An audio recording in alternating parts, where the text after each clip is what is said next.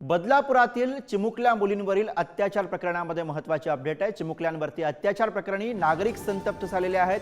आंदोलनाची हाक नागरिकांकडून देण्यात आलेली आहे। बदलापूरमध्ये चिमुकल्यांवरती अत्याचार प्रकरणी आंदोलन करू नका, पोलीस उपायुक्त सुधाकर पाठारे यांनी नागरिकांना याबद्दलचं आवाहन केलेलं आहे। आंदोलनामुळे तपासामध्ये अडथळा निर्माण होईल असं पोलिसांचं म्हणणं आहे।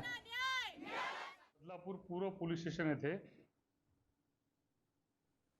गुन्हा दाखल झाल्यानंतर 3.5 तासामध्येच जो संबंधित आरोपी आहे त्याला अटक करण्यात आलेला आहे। त्या आरोपीला माननीय न्यायालयाने पोलीस कोठडी दिलेली आहे आणि या घटनेचा अत्यंत तंत्रशुद्धरित्या तपास सुरू करण्यात आलेला आहे। या गुन्ह्यामध्ये संबंधित पोलीस स्टेशनचे वरिष्ठ पोलीस निरीक्षक स्वतः हा तपास करत आहेत। त्यासाठी त्यांना मदतीसाठी इतर पोलीस स्टेशनच्या 2 अत्यंत अनुभवी अशा महिला अधिकारी देखील देण्यात आलेले आहेत।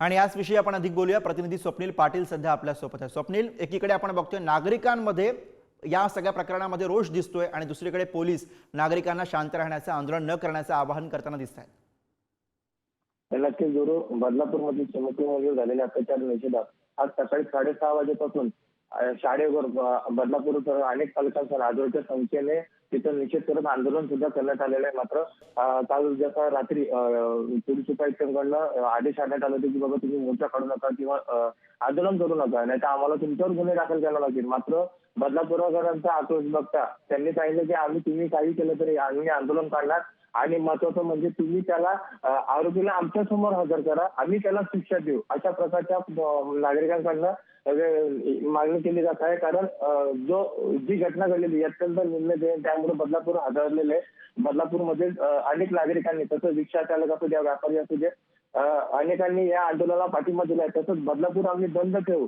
या देखील यासाठी अनेक संघटना समोर आलेल्या आहेत। मात्र पोलिसांनी या प्रकरणी त्या बदलापूर पूर्व पोलीस स्टेशनचे वरिष्ठ निरीक्षक होते शुद्ध चितोडे यांचं निलंबनही करण्यात आलं। त्यांच्या जागेवर नवीन बरोबर आहे। तर नागरिकांना आश्वस्त केल्यानंतर आता पोलिसांकडे या सगळ्या प्रकरणामध्ये कशी कारवाई होते आपल्याला बघावं लागेल। धन्यवाद स्वप्नील या सगळ्या सविस्तर माहितीसाठी।